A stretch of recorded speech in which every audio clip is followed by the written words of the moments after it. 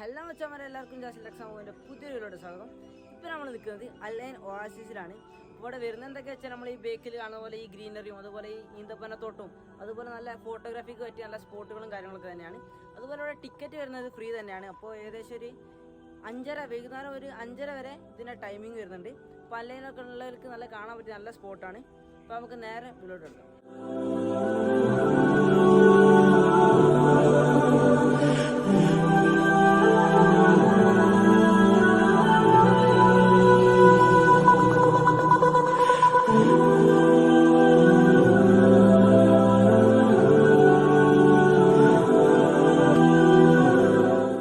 അതുപോലെ തന്നെ ഇവിടെ എങ്ങനെയാണ് ഇവിടെ എല്ലായിടത്തേക്കും വെള്ളം എത്തിക്കുന്നത് ഉള്ള കാര്യങ്ങളും ഇവിടെ നല്ല എക്സ്പ്ലെയിൻ ആയിട്ട് പറയുന്നുണ്ട്.